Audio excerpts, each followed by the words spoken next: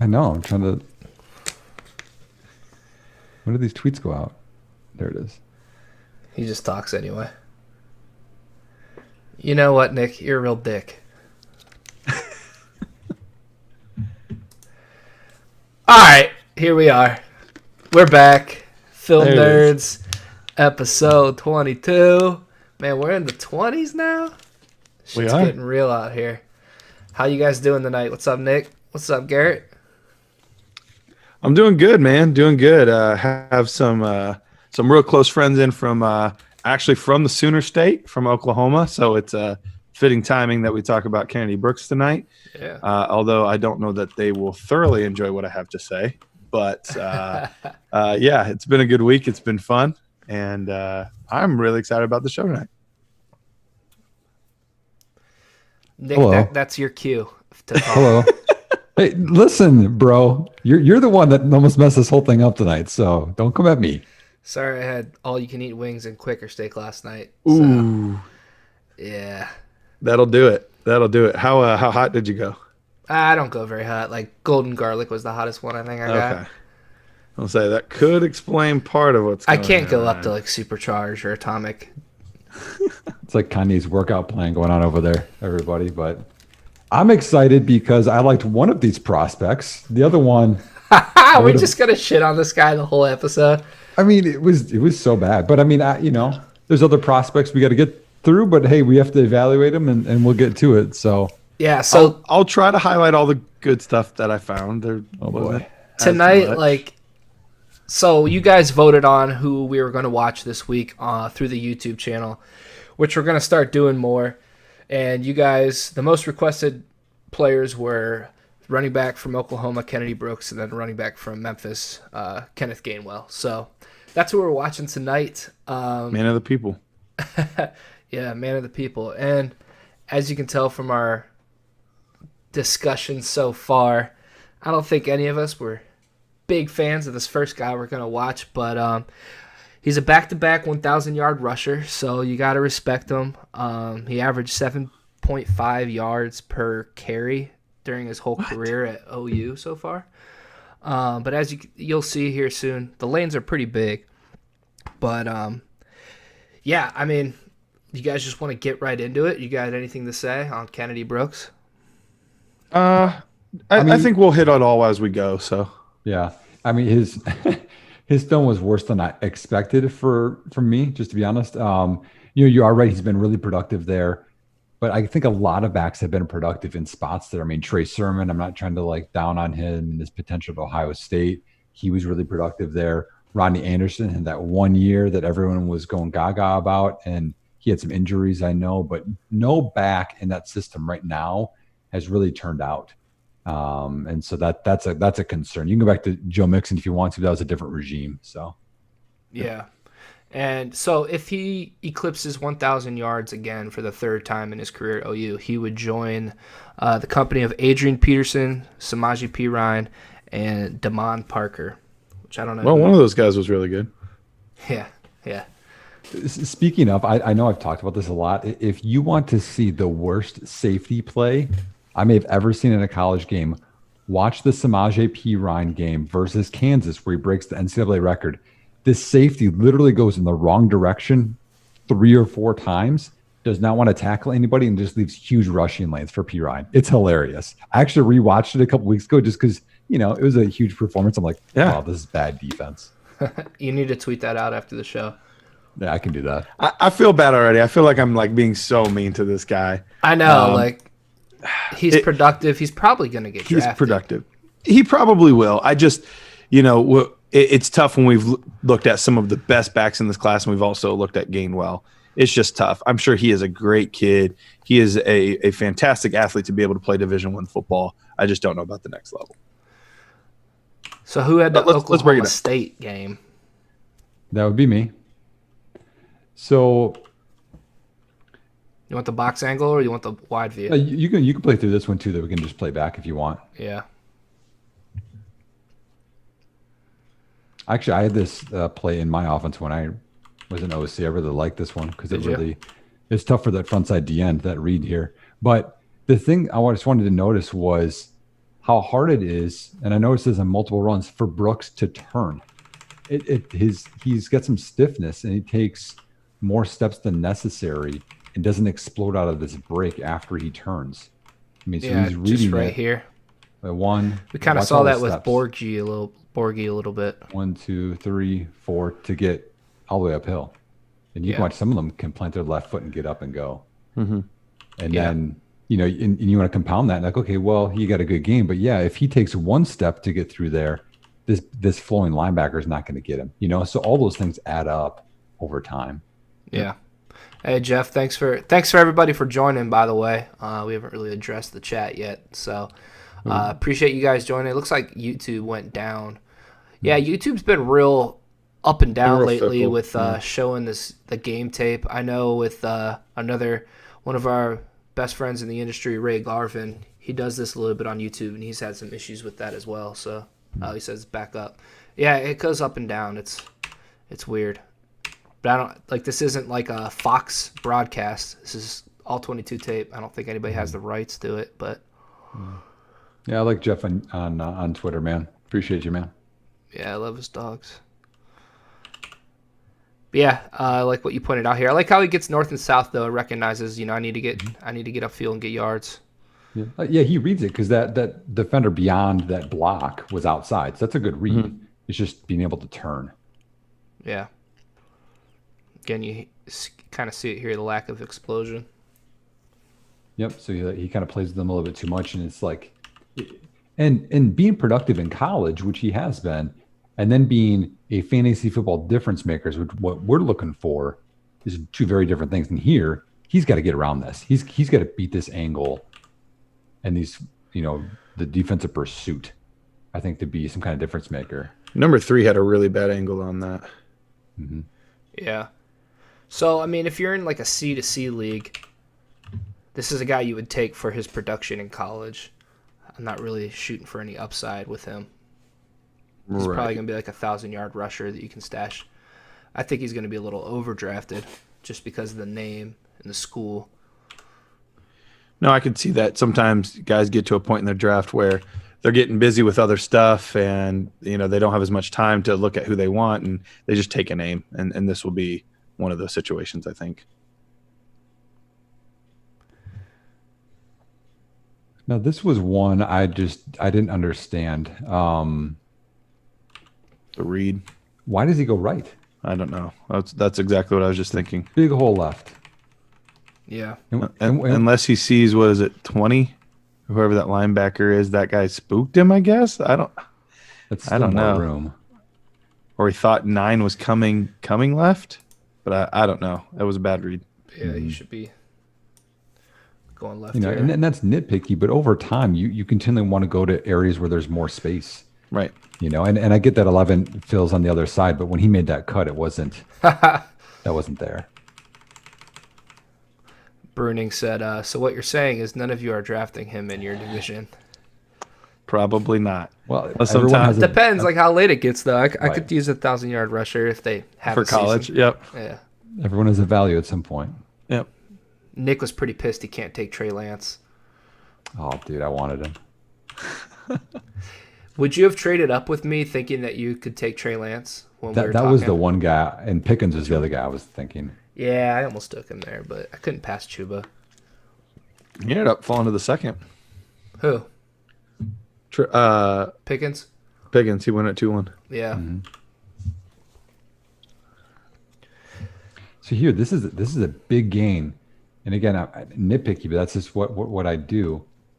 He hesitates. Like when you have a pulling guard like this, the aiming point is going to be that inside. Just inside that kickout block of that guard. And that's going to... By the way, look at this guard stance right now. Which guy do you think is pulling? Oh, my gosh. I saw that on film, and it was like the funniest thing. Is that guard or tackle? Yeah. Oh, wow. I didn't realize which guy was the center here. Look how overloaded they are. Yeah. It's actually the tackle. Tackle. But he's so high. And look at the other left tackle. He's so much higher than the other tackle. It's like...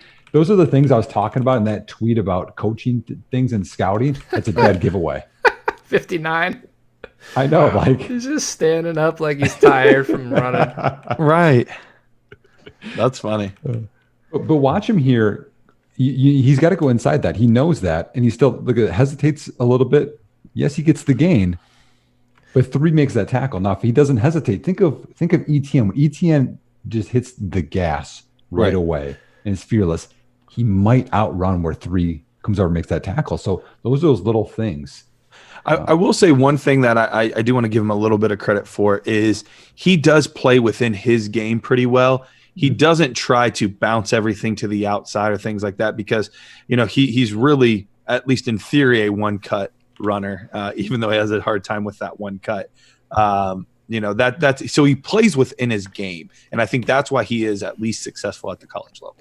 I think he could end up being like a fullback at the next level. I actually saw some things with his blocking that I didn't hate. They used him a lot with like Hurts running the ball, using Kennedy Brooks as the lead blocker. Add 15 pounds, I could see it. Yeah, because he catches the ball pretty well too. I wouldn't say he's a receiver. Not like they just didn't use him in that capacity much. He had 9 catches this past year, something like that. Yeah, 19. No, he has that many. No, he has 19 in his career, I think. Oh, in his career. Okay. I thought he had like 9 or 10 this season.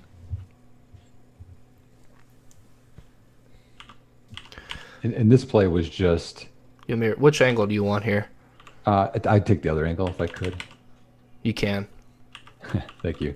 So this was the right read because when he goes outside here, there's leverage by 2 different defenders. So going inside was the right read, but he takes a lot of steps to slow down and cut inside of that. 1, 2, 3, 4, and then goes inside. And whether that's balance, that's lack of anticipating that leverage outside, whether that's he just doesn't have good strength in his ankles, who knows what it is. Yeah. We saw that a lot with Borgie. Mm-hmm. Interesting. Our Zoom tonight is much choppier, at least mine is, than I'm watching it on the Twitch stream. I was like, oh, that's so much more smooth. Mine's actually better this one, I thought. Really? Mine's struggling tonight. Are people streaming anything at your house? I don't think so. Actually, got company over. Yeah, they're streaming a movie. I bet that's what it is. Yeah, that's definitely it. Because it works both ways like that. Yeah, that makes sense. Yeah, so this play, the only thing I get it, there wasn't much there, is this is a DB. Lower your shoulder. Give him something here on the outside. Yeah. He gives himself no chance to add yardage or cut inside of him. Do something other than taking this minimal thing in a huge game. This is a huge game. Run it all the way back here. So I don't know if that's a mentality. I didn't see him be overly physical, but he can definitely be more physical than that. Yeah. No, I agree. He was pretty physical, in the blocking game. But I never seen him, run anybody over or anything. Of course, he whiffs on this one. This is the one block that good segue. I wanted to note. Yeah. And I think it's good by him to identify where that blitzer is and where he needs to fill. But he just doesn't come under control and gets beat. What's up, Sam? How's it going, man? Hey, appreciate congrats, you dropping Sam, by. on your new gig, man. By the way. Oh yeah, with Rotoviz, right? Mm-hmm. Yeah, man. Congratulations. You know how we do in Wisconsin. He said, "Thanks so much for your detailed tweet about film." Nick. Yeah, I'm reading that over there. Yeah, that was. I appreciated that, Sam. It was. It's a pretty lonely world, that scouting, and I just wanted people to kind of see the time it would take if people wanted to, to do that. And that's on the coaching part of it, not as much, what we're doing, but. Right. He just seems so slow to move. Yeah. But this one I thought was just good for him to keep his balance and then get north and south, as Garrett said. This is staying kind of within his game, I thought, here. I thought this was a really good play to score. Yeah, he stays pretty low. Mm-hmm.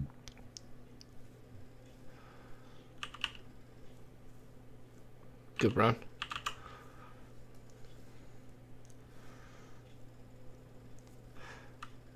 I think this is my game.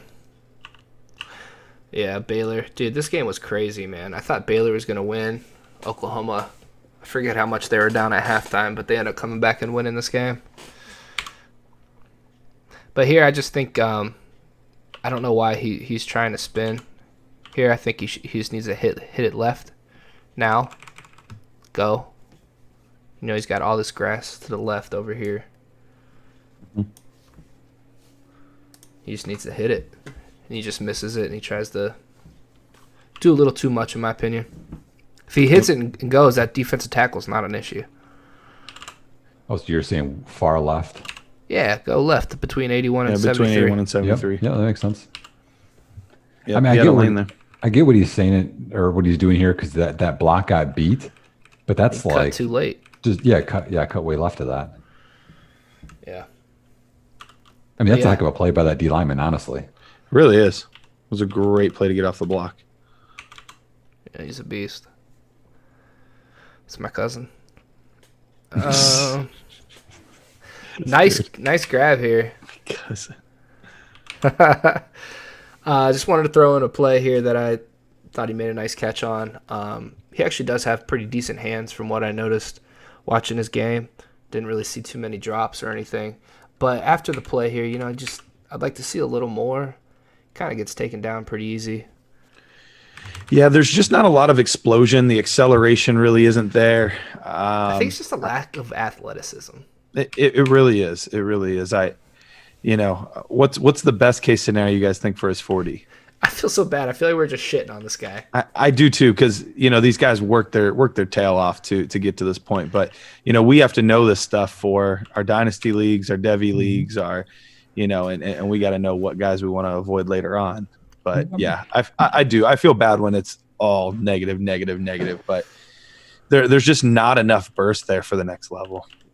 To be fair, I'm generally always negative. So this is just out of the normal for you guys. I think he's probably a 4.65 guy. He's going to have to do some special teams to make a team. He'll fill in. I think his best fantasy payday would be if a starter gets hurt. He's got to fill in for a couple weeks, something like that. It's probably his outlook, I would guess. I wouldn't hate him gaining 15 pounds and looking at trying to be more of a fullback, honestly. Sam said he's been with RotoViz for a few months, so the gig isn't new. I was going to say, I thought that you were with RotoViz now for a little while because I read an article not too long ago, a few weeks ago, on there. But you're doing a weekly waiver piece. Nice. Have to check that out. Oh, yeah, these are my cuts. Nice cut here. I thought he did a nice job of pressing the hole and then noticing the cutback and then getting north and south. Especially he does tend to get north and south. Overall. He squares his shoulders quite a bit. He knows who he is. Especially because if you look at that D lineman beats that lineman front side right there, 42. So he has to cut back. So, I mean, he sees that, presses and then cuts. There's nowhere for him to go. Yeah. I would say he's a decent effort guy too. Some of these other running backs that we've watched, there seems to be times where it doesn't really look like they're putting forth much effort. I saw a couple things that left me encouraged about some of his effort out there. So Garrett, you played running back in college. Linebacker in college. I played running back. Oh, in I'm high sorry. School. Yep. I'm sorry. Did you wear arm sleeves like he has right now? I hated wearing sleeves personally. I only wore them for one game. I believe only one game. I did fumble that game. See, that's what I'm seeing. Like, I hate when players wear stuff because I feel like it's more slick. It is. Yep. Some of them now actually will put like some grippy stuff on the sleeves. I've seen that, but if you're wearing just a typical shirt, it's real slick and hard to hold onto the football. But it's tough in some of those, especially, Ohio, Wisconsin would be the same way. Some of those late October, early November games, those ones can get pretty chilly. Just a way of life up here, Garrett. That's the thing. Yep. And that was the thing. I was like, I tried it for one game and I was like, yeah, I hate this. Nice job making this man miss, but I mean, completely poor effort by number 4, defensive back. Yeah. But just kind of wanted to point out that making the guy miss there, and then he just doesn't have a ton of burst again. Like, just kind of out there, like, I mean, for me to say a positive here, though, Jared, this play's designed B gap because there's a puller and he bounces and gets outside of two guys, beats these two, and makes that guy miss. I mean, that's not a bad play. I know what you're saying. There's not a ton of athleticism, but it wasn't a bad play. Yeah. I think. I mean, for him to go off script like that and make a big play happen out of nothing. Mitchell on YouTube. Mitchell on YouTube had a question. If he's not that good, what prompted Trey Sermon to transfer?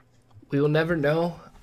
I know all the reports say that Trey Sermon was very close to committing to Ohio State out of high school.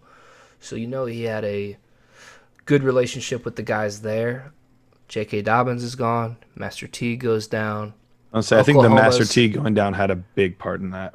Oklahoma's not playing him probably as much as he'd like. Like, why is Kennedy Brooks playing over me? Like, we're watching him right now. And when Trey Sermon would play while watching this film, I'm like, how is he not playing more? And there could be some stuff that we just don't know about behind the scenes, like maybe he didn't get along with coaches, teammates. Maybe he didn't play as much because he was missing assignments or, just I don't know what kind of guy he is. So how about we talk about some huge positives, Jared? First of all, Ohio State has a better chance of winning a national title, I think, than Oklahoma does. So that would be one. Oh, for sure. And then the other one would be, let's look at running backs produced by Ohio State versus Oklahoma.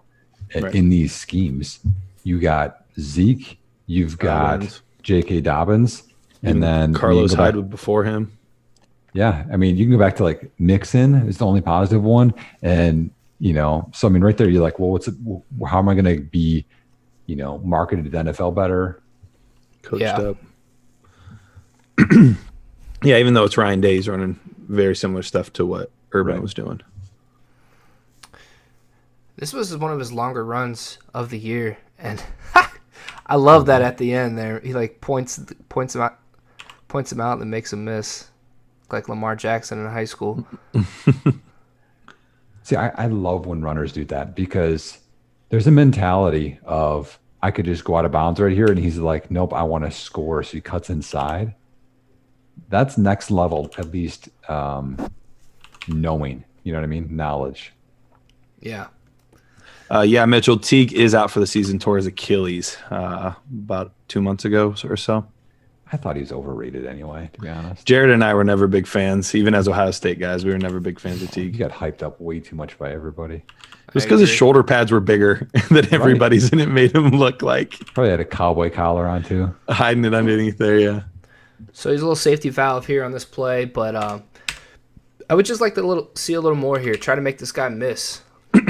Try to make him miss the inside, get upfield. I thought it was a little too easy of a tackle for me.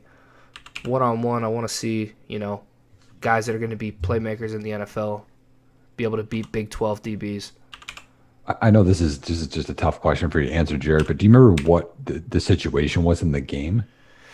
Yes. Oh, yeah. I had that actually written down here because he needs to stay in bounds here because it's the fourth quarter and they're up. I think there's 7 minutes left. That makes it worse. That was one of my notes, stay in bounds. So thank you for pointing that out. I was just thinking, is it 2-minute drill? Is it for the half? No, but it's not. It's the opposite. It's the opposite. Yeah.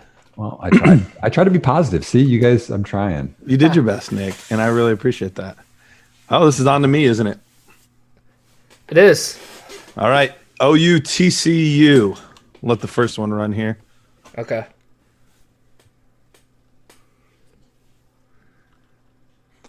The second angle's better here. Yeah. All right. So here's what I have an issue with. Kennedy Brooks, we've already highlighted, he is not going to win as an athlete. He's not quicker. He's not fast on anybody. So he needs to win with strength. Look what happens here with 90. Literally, Kennedy Brooks finds the hole. Good job recognizing it. 90 puts out an arm and literally wraps him up, spins him down with one arm. Now, there's a guy that was going for his feet and whatnot. But if I'm a power runner, I have to break arm tackles there. If you're not able to do that, it's going to be hard for me to find a spot for you. To be fair, if you look at 90's arm, that right arm is just owning this lineman as he has him. For sure. And it He's clearly a talented player. Yeah. But I mean, come on. I agree with you. He's got to come off of that. And why is he even like face mask? Why doesn't he continue outside? He kind of cuts it too far inside here, I feel like. Mm-hmm. Like stay on that outward path. Just go. That's the one thing that you'll notice, I think, the most is people think about like 40 times and all this other stuff. I mean, if Brooks is maybe a half yard aiming outside more, he gets more yardage. Like those junk yards is what being a running back's about. Right. Nice. Zeke's great at that stuff. So it wasn't a terrible run to start here, but here's where I have the issue. At the very end of this run here, because he does a good job, a little subtle move at the beginning to make 90 miss. But my issue is this DB claps him up. Like he gives him a good pop. If I have DBs popping my power runner like that, it should be the opposite. Like he almost got decleated there. Yeah, 100%. Set the tone. Like how are you falling like that? I don't know. I have an issue with that, especially considering his play style. If it's Kenneth Gainwell, we're gonna talk about next. I still don't love it, but I can understand it more stylistically.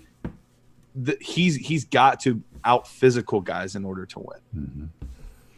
And that's one thing. Both of you guys playing, and me coaching at a bunch of levels. When you get big collisions right by the sideline, that gets your whole team hyped. Yep. Oh, for sure. And that's an opportunity for him to do that, and he just didn't even try. Yep. So he's got a kick out block here. Yeah. So this was one of the times I was talking about effort. Great job hustling out there. Does exactly what it needed to do. It's not like it was the greatest block in the world, but if you get that guy to turn inside, Jalen Hurts is gone. You did your job. And so this is some of those effort things that I was talking about that I saw with Brooks that at least encouraged me in that aspect.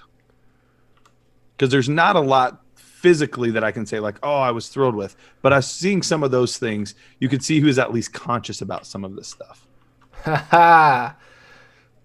I mean, I really like that aiming point you kind of talked about, Garrett. His aiming point, the inside of that DB is where he aimed, and that's how he got won. him to turn right inside. You win that without even having to do a good block.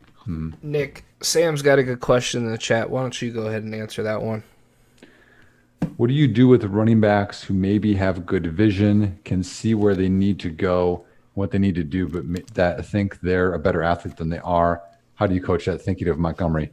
Well, okay, I'll handle Montgomery secondly, but if we just talk about they have good vision, but they think that they're a better athlete, to me that's about scheme, because if you have good vision and you're playing within the scheme, your athleticism actually doesn't matter a ton, because you're not out athleting people to the sidelines generally. I mean, if you're going outside zone and tosses and stuff maybe, but generally that doesn't matter as much.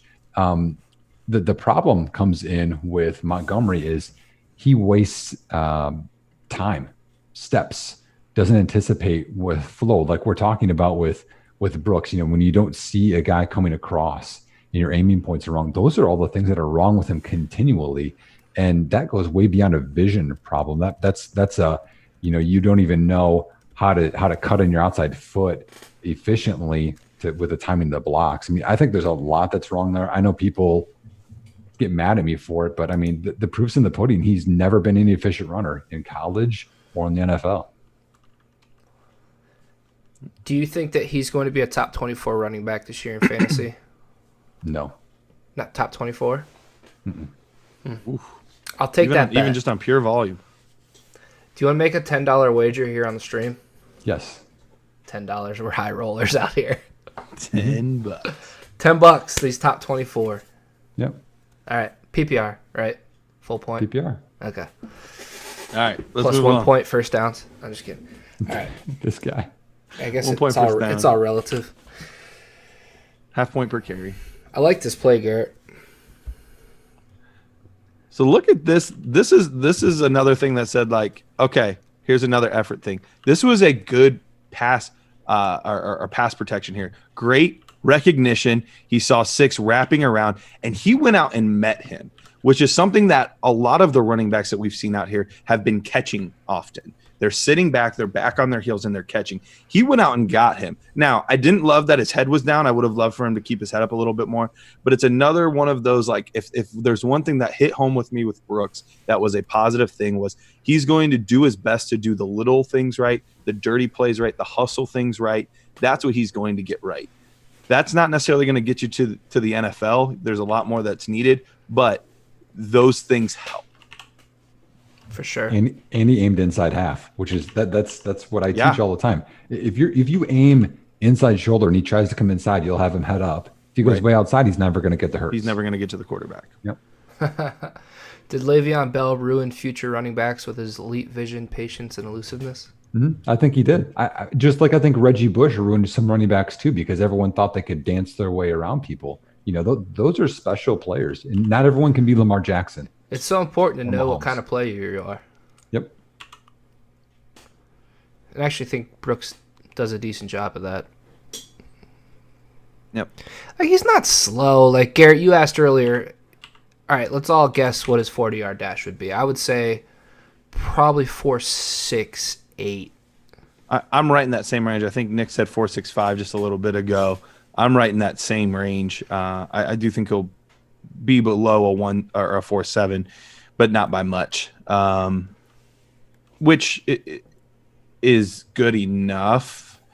But yeah, the thing that he does well on this play is I think he reads his blocks really well, and he hits the hole. He hits the blocks right at the right time. He splits there. It's just good downfield vision that he had on this play. But once again, there's just not enough explosiveness to really do much with it. Everything that he got here was more or less just manufactured because of the blocking. So I like that he can do that, but there's not a ton else here. But he used the blocks well, so I'll give him that. He did use the blocks well. Good downfield vision. Yeah, he didn't run out of bounds. bounds. Yeah, and here's case in point. I mean, look at where he decides to cut in at. This is what, the 46, 45, 41, okay, where he cuts inside of this guy, or could have went out of bounds like he did in that previous play. Mm-hmm. Look how many more yards he gets. Yeah. Is it the 41, we'll call it, whatever. Yeah, it gets another 6 yards, 7 yards. Almost 10. Nice. So, don't draft Kennedy Brooks. He's a day 3 guy. Yep. At best. Yeah. Yep. I would be surprised if he goes undrafted. God, I feel like a dick. He kind of reminds me a little bit of a James Robinson that was, did all right at the Senior Bowl, some of that kind of stuff. It wasn't Senior Bowl, Shrine Bowl. Well, the other part too, I know. Sorry, Garrett. Jared, you're saying you feel backs are being critical, but like, I think people forget that to be a good fantasy football running back, you have to be really, really good, or you're just a guy. Like, right.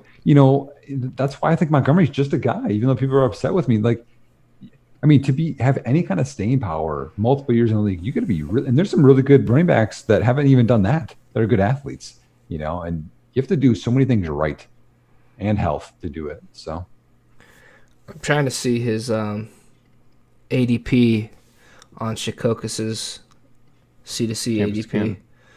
Yeah, let's see here. 99.6. So call it 100. What is that? Ooh, 8th round. A little over after the 8th round. It's a little early for me. About 4 or 5 rounds too early for me. Mm-hmm. Yeah. Shout out to Dynasty Tools, Shaq. All right, well, let's get to the main course. Let's go into the good guy here. I liked what I think it was Jeff early said. Excited for this one in particular, particularly Gainwell. I haven't heard that one. I kind of like that one, man. So Jeff goes, I remember asking Ray about him, and all he said was, Brooks is shit. So don't feel bad. Well, there you go. Just picturing that coming out of Ray's mouth's funny. Oh. But guys, Kenneth Gainwell, 3-star athlete coming out of high school. He actually played quarterback in high school. Redshirt freshman last year. Memphis seems to put out like these talented running backs year after year. Got Antonio Gibson, Darrell Henderson, Tony Pollard. That missing one. Who's the other guy? Darrell Henderson, Patrick Taylor. I feel like I'm missing one more. I mean, do we really say Antonio Gibson with 33 carries? I mean, I think he got drafted. Wasn't D'Angelo Henderson or D'Angelo Williams? Wasn't he from Memphis? He was, but that was a while ago. A couple regimes ago, but right, pretty long ago. But yeah, I mean, in a short period of time, I mean, you want to put Coxie in there too. Like it's a crazy amount of talent in a small school. Right. So initially, I saw that, and I saw Gainwell this year, and I'm like, scheme, because you'd think that because Patrick Taylor's been a 1,000-yard rusher just when Henderson was. Henderson is has the best yards per carry in NCAA history. Yeah, what was it? 8 something? Yeah, I think it was like 8.2 offhand. Yeah. I mean, that's crazy. I mean, you think of the best runners ever. I mean, think of Melvin Gordon behind that great O-line. Like, he's better than them, and then you got, Pollard, as you said, and Gibson's had some big games, but, this was the main guy this year. And that's with the 1,000-yard rusher coming back. He surprised me, man. He's a good player. He can catch the ball, so that's huge for fantasy football purposes. He had 51 catches last year for 610 yards and 3 touchdowns. But he also ran the ball for 1,459 yards and 13 touchdowns. So 2,000 all-purpose yards. He's their go-to guy. And they actually line him up in the slot every now and then. So he's a weapon. Jared, was it a little clear when we figured out that I accidentally put Tulsa instead of Tulane? Dude, so these guys send me what game they watched and then the time code for what cut up they want and like whatever about the play, and then I put all these cut ups together for the show. And Garrett sends me all his cut ups for Tulsa, and I'm watching the Tulsa tape. I'm like, dude, I texted him this morning. I'm like, dude, Gainwell's not even in on these plays. Like, what the hell are you doing? And they literally played them back to back. And on the Google sheet, I wrote Tulane, but for some reason, when I texted him what the times were, I put Tulsa because I think it was just because they were back to back games on the list. Yeah. So, real quick before we get into this, I want to look at Gainwell's ADP on this thing. 22. Yeah. 22. So, that sounds about right. Yeah, people are on him. He's not a unknown. I think we're starting. I actually remember tweeting about him during the season as like some of my deep dive guys that would be worth looking at. Hey, J-Wack. Yeah. What's up? I can see the film on Twitch. I can't see it on our Zoom. Can you see it, Garrett? I'm in the same boat. Huh. We still see the picture of him on Zoom. That's weird because it's going. I mean, I can watch off of Twitch. I'm just letting you know. That's not. Yeah, it might just be a little behind. Yeah.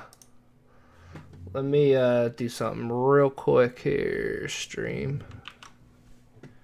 There we go. Yep, we're in. That's weird. Yep, we're good. So he fumbles the ball here on this play. Yeah. So this is mine. And I know.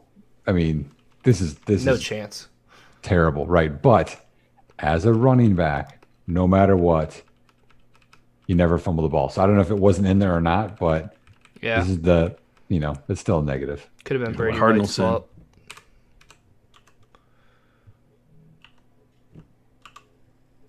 Indecision probably led to that. By the quarterback. Yeah. Mm-hmm. Yep.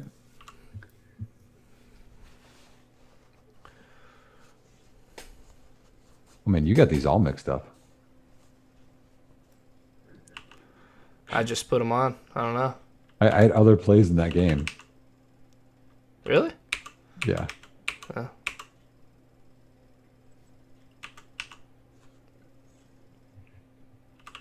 Yeah, that's fine. So this play, if you want to play all the way through, this is Ole Miss. So this is a big competition. This isn't, some cakewalk. First game of the season too. Mm-hmm. What I like about this one is two big things. Well, I guess three things. One is if you go back just on this angle, J-Wack, watch how confident he catches this and tucks. Yeah. There's no struggle at all with his hands. That's a big thing, especially this. I mean, he's got to catch and then turn. He just catches that and, yep, I've been doing this for years, head right upfield. And then the toughness, right, and effort. Yeah, he's got great balance, man. And then balance is the other one, yep. I mean, look at him. He's got to put his hand on the ground and fights and gets the first down. That's something I saw time after time. It's just the balance. Right there. Yeah. Yep. What's his size here? 5'11", 191. I think he plays a little bigger than that. Yeah, and he's definitely got some room to add a little bit of weight, but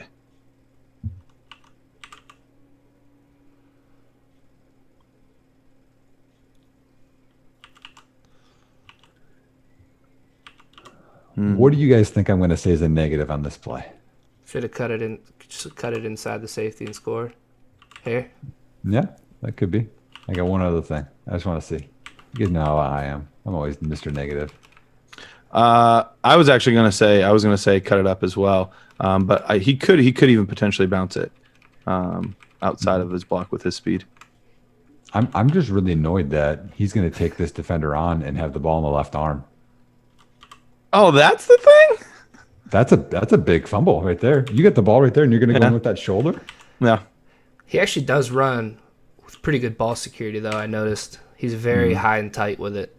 Yeah. But, I mean, running right, run at the right arm. But right here, I don't know, it just doesn't seem real risky to me. Yeah. I don't know, it's a little nitpicky. I'm going to start calling that Nick Picky. Go ahead, man. Nitpicky. Hey, I do it with Brooks. I got to do it with everybody, man. Nah, I feel it. Every time a running back doesn't have the ball in their right hand on the right side of the field, I'm going to expect you to call that out. Hey, do you feel bad for my players now, J-Wack? Yeah. Yes. Absolutely.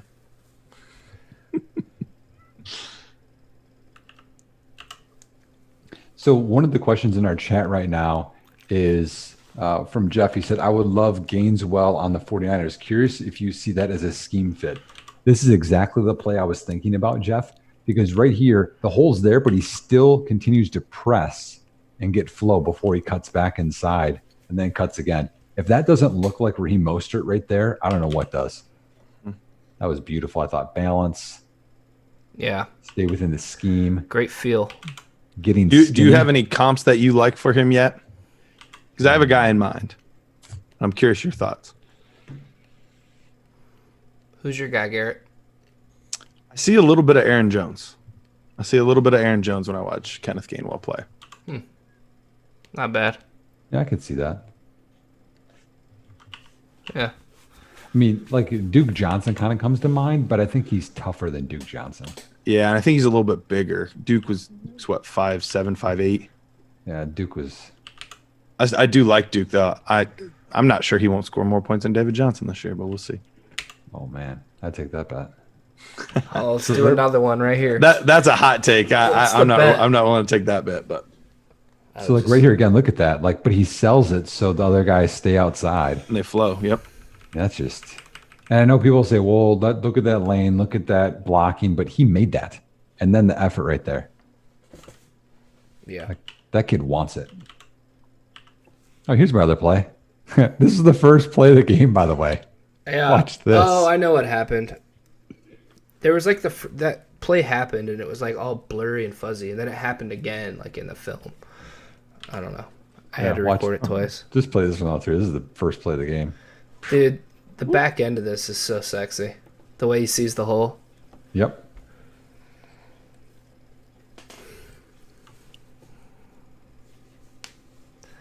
Right now. Yeah, man. That's great vision. Yes, it is. And that's what makes him different, I think, than a lot of other smaller backs, is that he plays within this scheme. That's exactly what they were asking before about, thinking you're more athletic than you are. He could go outside here. It's definitely a hold too by his offensive line. Yeah, for sure. I was thinking the same. That's in every play, but And That's you true. could say, hey, but that DB may have beaten that that lineman outside. So I'm okay with it. Sure. No, and what's impressive too, when a runner is heading one direction and is able to see the hole that is actually now behind him forming based on where he's running. I mean, that's really good vision. Definitely. I mean, just anticipation, all that. I mean, he's a natural runner. When I have my issues with Cam Akers and David Montgomery and Darius Geis in college, it's exactly what Gainwell What up, has, pal? is what they're missing. Gainwell's pretty built, man. He's got the lower half. Yeah. And that is something you look at as scouts. Like, we aren't. Yeah. I mean, and just even here, I know this is natural, but he breaks an open field, but then he naturally flows more to the sideline to gain more distance from the defender. That's all the stuff you want. Free fall. Man, look at the Army back there. They're pumped. Look at them. Yeah.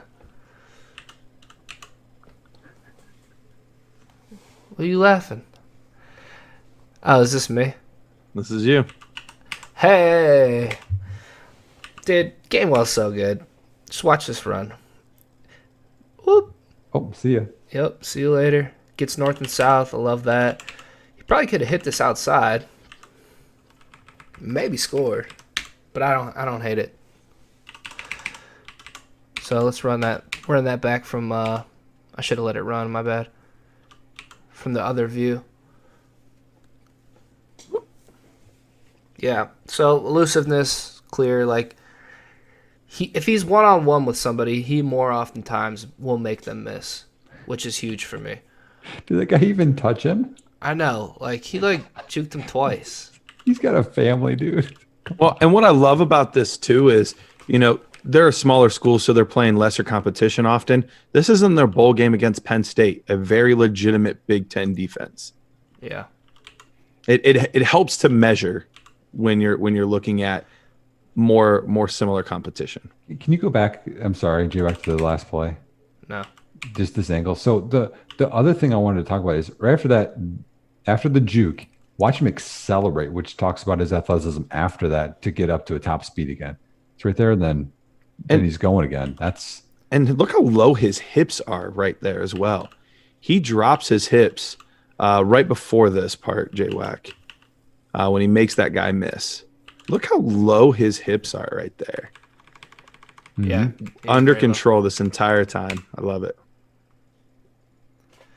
Jeff Mueller says he looks kind of like Breida, but might be my bias. Oh, dude, Breida in college at Georgia Southern was amazing. Oh, I loved him. You can talk about Devi back when the people weren't doing Devi, and I was like the only person. Man, I love me some Breida.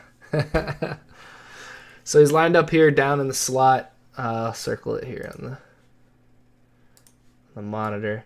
Down on the slot, just a bubble screen. But watch the toughness, the ability to break tackles, and the balance to keep his feet. Bounces off a couple here. Then he carries like 3 more. He's 190 pounds. That's why he runs bigger than he is. And I think if he does put on a little weight and maintains his speed and elusiveness, he's a fantasy producer. I want him on my teams. Nothing was there. Jeez.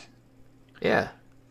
And I absolutely think he's going to be a day 2 pick. It'll be interesting to see if he can come out he can come out if he does come out. So he'll only be a redshirt sophomore. Yeah. So he has the ability to come out if he wishes. We'll see. Yeah, I think he's definitely a day 2 pick as well, Garrett.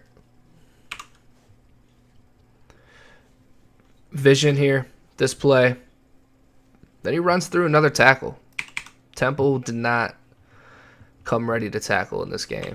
I can't wait to watch him and Raymond Davis this coming year. That'll be a fun game. If they play. But yeah, just the ability to see the backside open up here because of the deep penetration by the D-line. Brings it all the way back. And then he gets north and south when he should.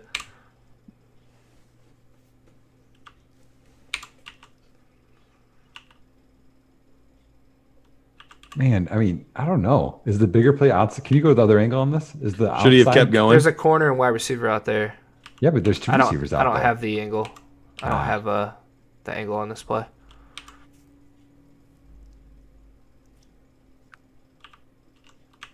So I thought he did a good job cutting it up.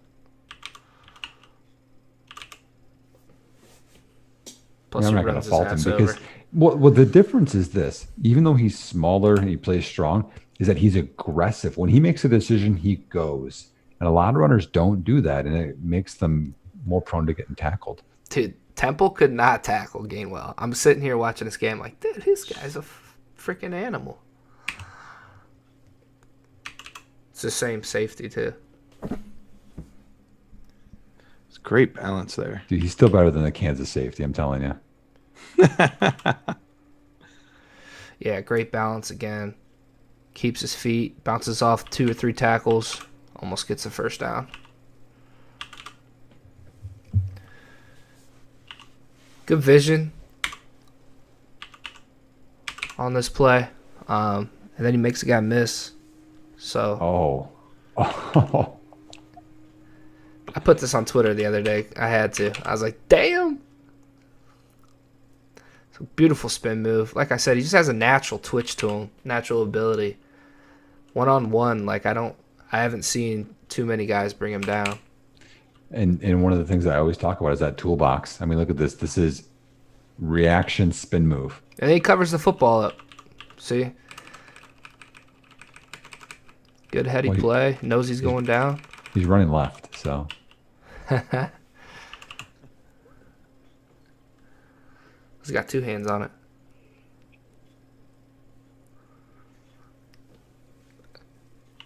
Dude, I can see why Raymond Davis, when we asked him, like, yo, who's the best running back in the NCAA? Because he freaking torched Temple. Yeah, I think he said Gainwell was first. So, I mean, I think this right here is a lesson to a lot of runners, high school, whatever. His aggressiveness outran this angle. Because when you talk about like right here, he's closing in, those guys would like maybe hesitate or try and cut back or get cute. And he's like, I'm just going. Yep. And broke the tackles.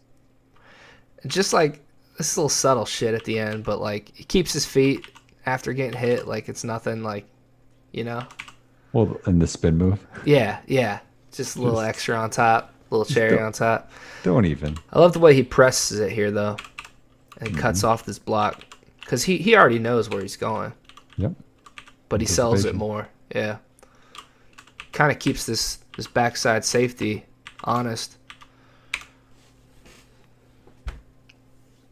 Probably allows him. Sexy, man. He is. All right, here we go. Tulane, not Tulsa. I almost threw some games. Or wait, is this the SMU game? Is this out of order? Yeah, it's probably out of order. Ooh, Okay. my boy's alma mater. There we go. That's Nice true. one. That's true. All right, I like the backside view on this one a lot better. You would say that. I was waiting for that. You guys have made that all night. Under my breath, I'm like, that's what she said. Or, the whole night. And now we do it for me. All right. Good vision here. Once again, good balance out of a guy that is not the biggest player in the world. Great job following his blocks, sees the hole, breaks the first tackle, and then it's taking 2, 3, 4, 5 guys to bring him down. I really like the balance and aggressiveness that he runs with. He runs low too, man. He does. He gets his pad level down. He gets his hip level down. That little cut. Yep. Well, and one of the things Absorbs that one. One of the ways I always describe things too is that he tries to take on half a defender. So right there, that small little cut that he made to go inside of that guy when he went north and south, made it so it was an arm tackle versus taking on the whole guy. he basically, it was a bad version of it, but he basically got high load there and still was able to keep his feet. Mm-hmm. Yep.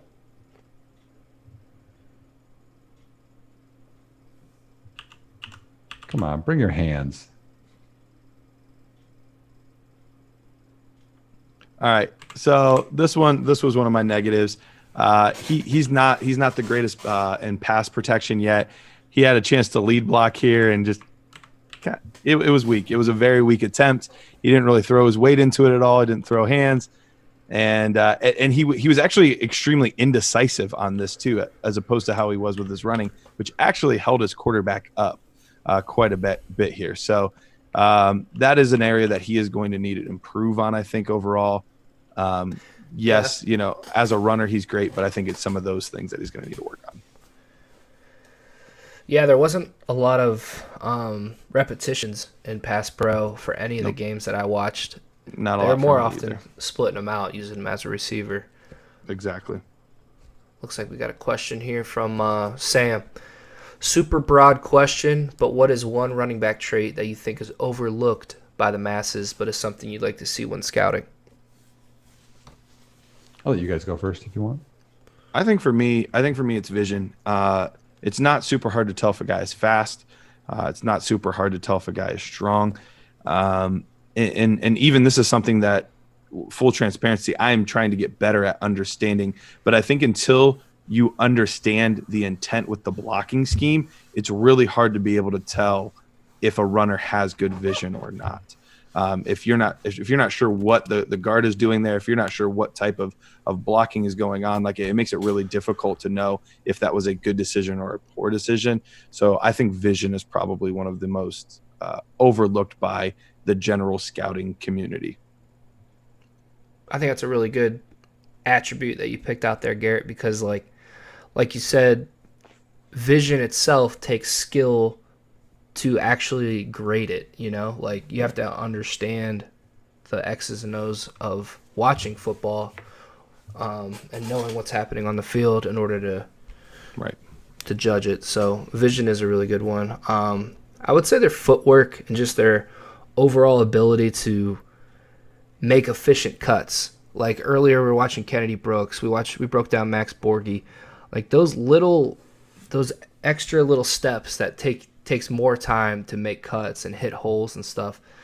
Just makes you a really inefficient runner, and those type of things are going to really keep you back at the next level because everything's just so much faster and the guys aren't taking extra steps. Little things like that. What about you, Nick? No, yeah, those are some good ones. I think mine is a little bit more. I think they all kind of go together, but mine would be just anticipation. We saw Gainwell there set up the safety. When you press a hole, then you cut back. Like anticipating flow, anticipating how this block's gonna go, is huge for runners. Mm-hmm. And you see when running backs get frustrated and try and freelance, or they try to always hit a home run, it doesn't go well. And those are things that you don't see unless you really slow down the film. And people are like, oh, well, the blocking just wasn't there for him. That's just such a cop-out because there's so many other things that happen there where, you had talked about efficient cuts, J-Wack. That's part of anticipating. Knowing, hey, the hole's probably going to be here, so I'm going to be underbalanced, and then I'm going to accelerate through it versus just guessing, So that's the problem, is that people think that anybody can play running back, but there are skills to it. It's not just how big and fast you are. Antonio Gibson truthers.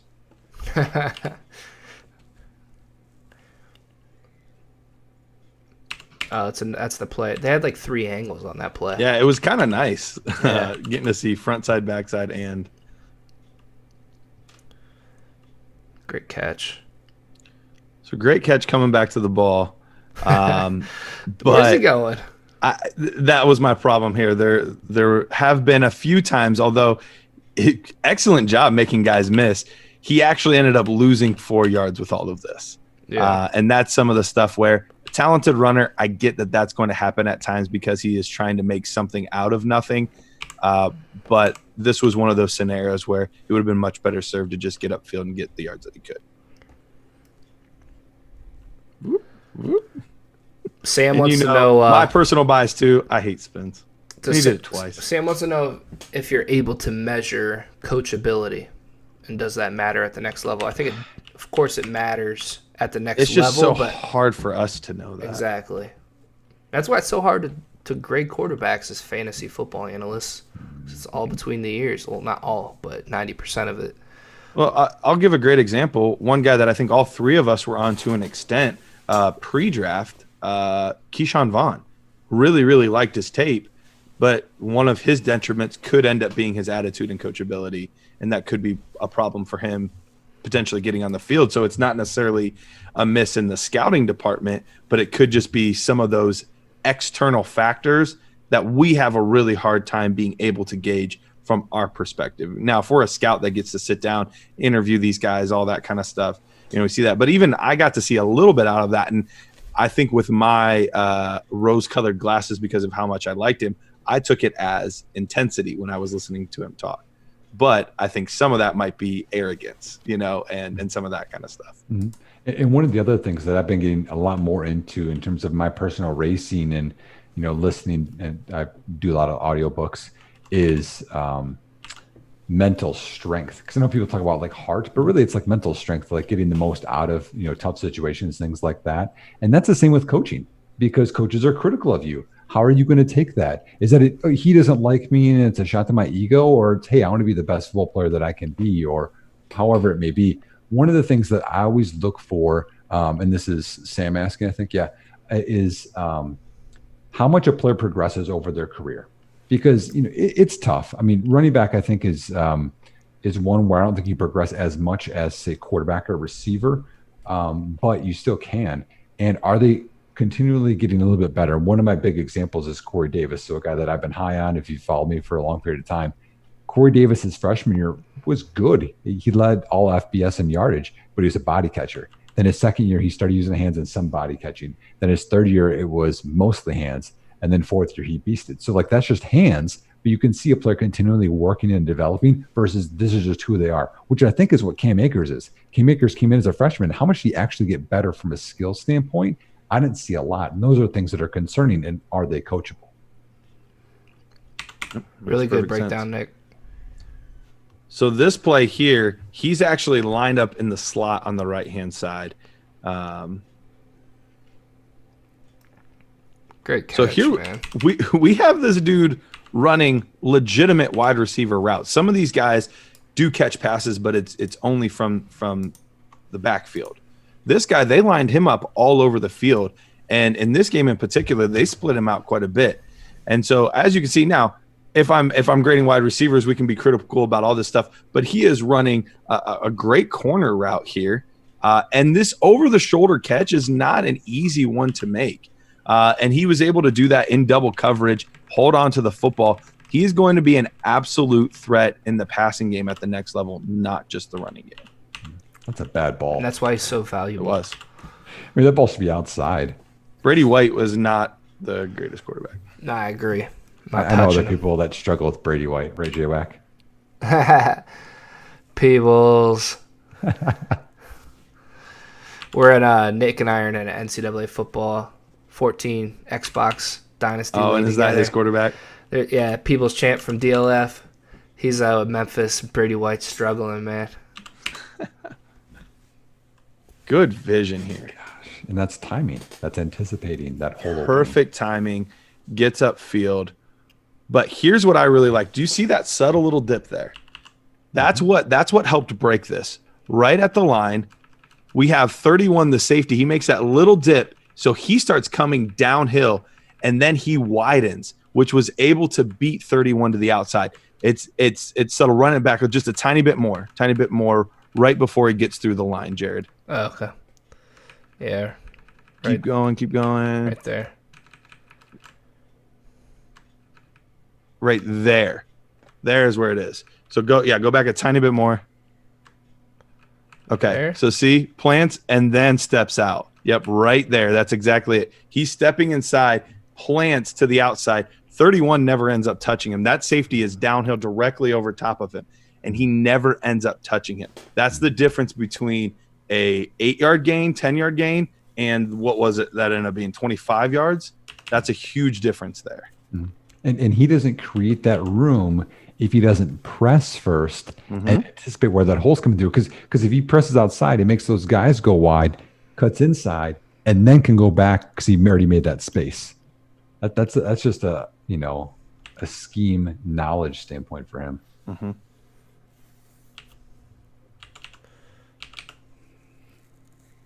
Yeah, he's lined up top here on this play. I didn't mark him. Yep, top of your screen, Top left-hand side of the circle quarterback. him out here.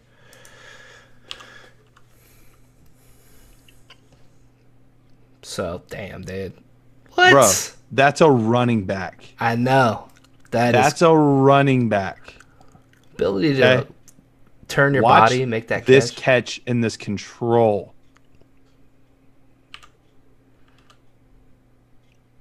And then the balance to keep his feet and keep going. Break a tackle.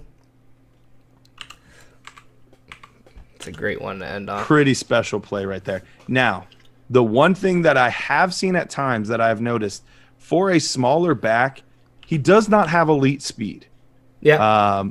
That's for sure not his only. Definitely a weakness. Yeah. It's fine. It's not a concern in any way, shape, or form. Right. But he's not out here with the Chubas and the ETNs out here running. He is much more.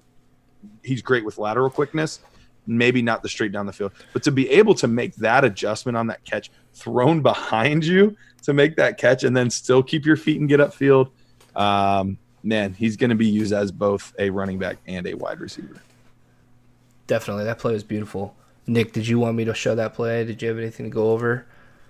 No, I was in shock more than anything. So let's go through. Where do you guys have him in terms of speed? I'm just curious. My guess is he's probably 4.52, 4.5, mid 4.5. 4.55. Okay. Yeah. Yeah, like I was thinking between a 4.48 and a 4.52, that range. Okay. Yep. So I think we're all around the same range. Close.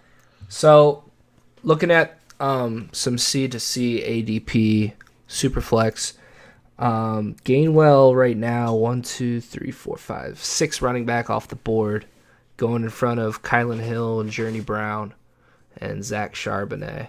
So I think all He three should of definitely us, go ahead of Hill and Charbonnet.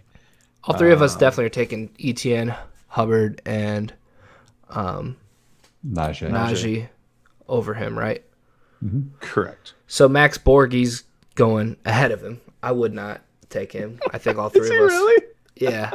According to this. I mean, Okay. it's only like 5 drafts. Garrett laughs. So I'm sorry. That was disrespectful, but Brees Hall, who's more. not eligible for 2021.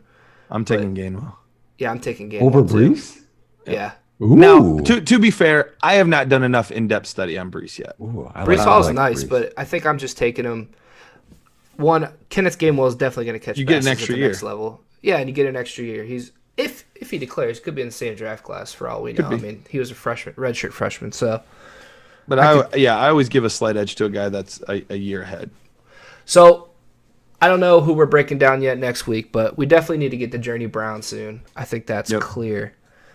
But yeah, I mean, he's going around 22. Well, I think next week we're bringing Vic on, so we'll probably be doing wide receivers next week. Sweet. right. Yeah, and we might have but you maybe the guys week vote after that on we can do Journey. Yeah, definitely. We need to get to like Amon-Ra, St. Brown. We haven't done him yet. Sage Surratt. We haven't done him yet. Those are 2 guys we could definitely do. But do you guys have any questions before we wrap up here? Is there anything you guys want to talk? Garrett, why don't you tell them about the C2C league that the 3 of us are in, that you, Boz, and Matt put together?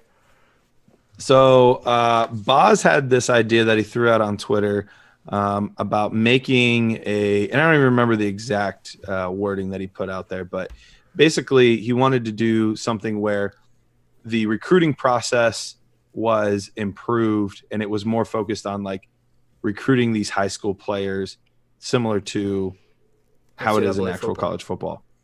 So I got on there and started like super nerding out. And I made this like 20-minute long video of all of these rules and concepts to make it extremely close and similar to the best of our ability to how you would recruit on NCAA football, some of these guys. So, I mean, education's a factor. You get bonus points for like where you live and where you're recruiting and that type of stuff. The scheme that you're choosing to run is going to play a factor in what guys come to you and which ones don't.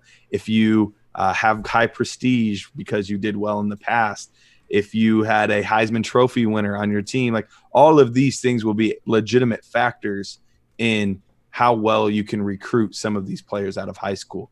So it's a very in-depth league. It's a very intense league, but I think it's going to be really, really fun.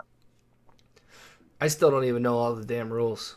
I'm like, what the hell's going on here? Like, oh, this and that. Like, I chose UCLA as my school. They're a diamond academic school. So what scouting bonus do they get then? Recruiting bonus? So assuming that it's of high importance to that player. So each player is going to have 3 things that is randomized before the year, right? That 4, I think, actually. 4. But yeah, so if it's of high importance to him, you get a 20% bonus every time you specifically pitch education to a guy. If it's of middle importance, which is a 3, you'll get a 10% bonus. If it's a 2 or 1, you don't get any bonus while pitching education. Okay. And I got the California recruiting bonus because I'm in Cali. Nice. And then I'm choosing Georgia and Texas as my 2 pipeline states outside of that. There you go. Nick, what school did you choose? The U. Oh, yeah, that's right. And then I'm still debating my pipelines. Probably Cali and Texas. You're on the clock. Am I? Yeah. You've been on the clock since 10:15. The chat actually just asked you, when will Nick Whalen make his pick? While you've been on this show. I know, like, what the hell? How dare you not stop in the middle of the show to make your pick? Kidding. Why do you hate David Montgomery's guts? Asks Samir. We went over that earlier. I don't even want to get into that anymore. Mitchell Kryenbrink asks, what do you think about J-Jaw in year 2? I'll let Garrett answer that. Man, people are sleeping on my boy. He's gonna have a lot of great opportunities. Stop, Nick. You're being disrespectful. You like him? Yes, I absolutely like him. I liked him last year. I liked Jaw last year too. What is wrong with you guys? Well, I know we didn't know each other then, not like we do now. But I really like J-Jaw's film, especially as far as like a contested catch guy. When you're looking at like end zone possession, really good hands, late hands specifically. He was great with late hands. Boxing out, just like a basketball player. But what does he have besides that? I just named like 5 things. That's the same thing. It's the jump ball thing. I'm asking, but it was route running. Slants. I think he's a very good route runner. I don't see that. He ran a 4.55. So I mean, he's not going to beat anybody with his speed, but I think he's a good route runner. And here's the thing: he was trying to learn three different positions last year while playing hurt, and he's going to have every opportunity in the world this year. I think he's a great sleeper. To me, when your team. I do have to get going though. I literally have people waiting on me downstairs. You can finish real quick, and then I really got to get going. Well, to me, when your team drafts that same position, it's an alert. So you think of the 49ers, they drafted Hurd and Debo, and then Ayuk, and I was very anti Pettis, which people were pro. But when you see what the team does, and then you see what the Eagles did in terms of getting Jalen Reagor, they play completely different positions. I'm just saying it's a red flag for his fantasy potential. But who else is there that threatens him? They're tight ends. Other than Jalen Reagor.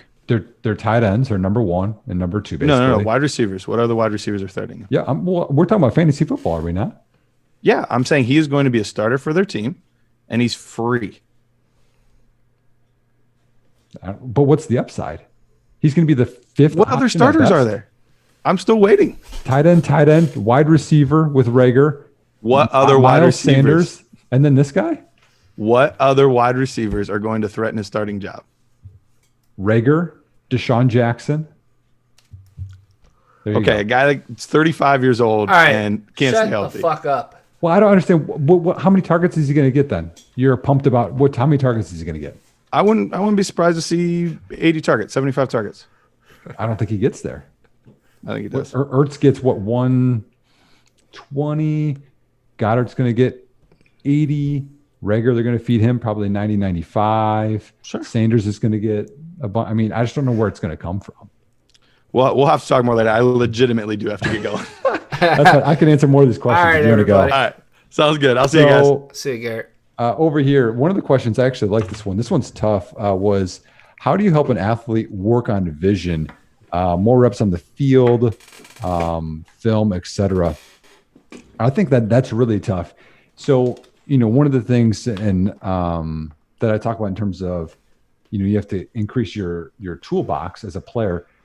So vision's a combination of scheme, as Garret had pointed out, J-Wack had talked about balance and your efficiency with your cuts. And then it's also anticipation. So that would be knowing the scheme, knowing the defense. I mean, Frank Gore's talked a lot about what he does is pre-snap reading defenses, seeing techniques, seeing what's maybe going to happen, where are the safeties at, so you know where your cutbacks are, all of that stuff. So I think that's a knowledge thing. And then it's reaction. And sometimes players don't react in good ways. So those are things that you just have to rep over and over and over again. Did you have anything else on that, J-Wack? I think a lot of it comes down to some guys are just naturally good at it too. Mm-hmm. And it's stuff that it's tough to teach that kind of stuff because it's I don't know, it's like when you're playing quarterback and you're just able to kind of anticipate where you're going to go. You have the natural throwing ability. It's stuff like that. It's tough to work on. Hey, by the way, side thing here. Nate and I are about to play each other in NCAA football, Nick. It will be streamed live on twitch.tv/jwack. I don't usually Twitch other than that, just for the league to watch. But if anybody wants to come by and hang out and watch me play some NCAA football, feel free to come by. Yeah. J-Wack's going to get it. Let's see what else is on here. How's my foot doing? Mitchell, I appreciate you asking me that. My foot is probably, I'd say 90%. I don't have shooting pain. I have soreness. I've had more soreness this week than normal. I'm not quite sure why. But I'm able to get my runs in. I always run on grass if I can, really cushiony shoes. About 2 months ago, they said it could be up to 6 months until I'm pain-free. So I would say probably within the next month, I'm going to get close to pain-free. So I'll be pumped about that one. And then why do I hate David Montgomery's guts? I just don't think he's a good player. And what's interesting is in our league that J-Wack had talked about, I'm going to pull him up right now. Chris is in our league, and Chris just tweeted about this, and I liked it. And it says, let's make something clear here. We don't dislike fantasy football players. We dislike their ADP. If David Montgomery had a cheap enough ADP, I would buy him. But he doesn't, because people think he's something that he's not. I don't think he's a great football player. I don't think he's a great fantasy asset. So by a lot of the traits. And, people were gaga and hyping him last year, and he didn't pay off dividends. So what's your argument against the volume that he's likely to get this year? Do you think there's someone there that's going to eat into his workload? I just think he's so inefficient that he might not be guaranteed this volume that everyone thinks he's going to get. Yeah. I mean, he averaged 3.54 yards per carry when we don't count week 17 when the Vikings didn't have Anthony Barr, Everson Griffin, Harrison Smith playing. They started, I don't know who at quarterback. They didn't start Kirk Cousins or Dalvin Cook. But they don't have anybody there to compete with him. Like, he's the best running back there. Does it matter? He's definitely the best running back in the running back room, though, so you're going to play your best guys. Is he? I think so. I actually don't hate David Montgomery as much as you. I liked him coming out, but I definitely see what you point out, and I think you're correct. So I just think he might have the volume this year where, like we made our bet earlier, obviously I think he's going to be a top 24 back. But, I think your points are valid with his inefficiencies in running the ball. And, I understand that the O-line isn't great, but as a coach, if you average 3.54 yards per carry over a season, that's a red flag. I don't care what your line is. You got to get at least a 4. And then if he starts the year that way, why aren't you going to give Cohen or Ryan Nall or Artavis Pierce more carries or a shot, or sign Lamar Miller, as somebody said? Amir, I'm a Bears fan, first off, so I watch every game. So, yes, I know. Well, you say terrible, but you can go on Twitter. I've outlined 15 to 20 plays where Montgomery's doing wrong things that decrease yardage. The other thing that is wrong for David Montgomery is he doesn't have the burst and speed to pick up big chunks like some runners can. That's something that, really helps some fantasy. He's not going to be Chris Johnson or anything like that. But when you can't get 50, 60, 70-yard chunk plays, he gets caught from behind often. That's going to hurt your fantasy value. You have to be efficient with shorter runs. So, and to the point of the Bears O-line, I don't know they're going to be that much better this year. They signed one guy who was just a guy with the Seahawks to compete at right guard. They're returning everybody who disappointed. Sure, they're going to change up Whitehair at center and Daniels at guard, which helped out better towards the end of the year. But, there's a lot of underachieving going on there. So unless you think O-line coaching change is going to make a huge difference, I don't know that line's going to be like top 10 or anything either. It could be very mediocre. You think Foles is the starter for sure? With COVID, it's a lot more of a question mark, but Foles is guaranteed the better quarterback. Yeah. And that's a guy that's – sorry. No, go ahead. That's a guy that's been falling a lot in super flex leagues, of course, because that risk is there and involved. But I think he's if he's the starter, I think he's actually a pretty decent play in super flex leagues. Yeah, and I've been gobbling up Foles in a lot of leagues because people forget he had 26 touchdowns and 2 picks. Yeah. In Chip Kelly's second year in the league. And a lot of those concepts, I think, are what they're going to use, RPOs, things like that. Big dick. And then he had 2 different stretches towards the end of the year with the Eagles filling in for injured Wentz. Oh, yeah. Took him to the Super Bowl, man. Yep, and playoffs. And people forget about that. They act like that stuff doesn't happen. I mean, dude, he Mitchell was Trubisky, ice in his veins during that playoff run, man. Right. Making throws. It's like, damn, Foles is good. Mm-hmm. Yep, he set a couple NFL records, too. He had like 400 some yards passing in an Eagles regular season game. The next week he had like 21 straight completions or something. Yeah, he's crazy. Yeah, I don't know. I know he doesn't get the love from everyone else, but I think that he's better than Trubisky. So yeah, and I think he's a good match for what they want to do on offense there. I mean, that defense is so good, and they added Robert Quinn opposite Mack, which I think is a huge signing. I didn't know that. Yeah, I think they only need their offense to become a little bit better. Robert Quinn looked good last year. Oh, yeah, he did real well. Yeah.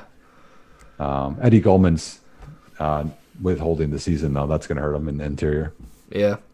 All right, man. Well, I'm going to run here because I got to get ready for this game. Are you going to watch the stream? Yeah, I probably will. All right, cool. All right, guys. Well, appreciate everybody joining tonight. Next week, we'll be back for episode 23. We're going to be breaking down some wide receivers.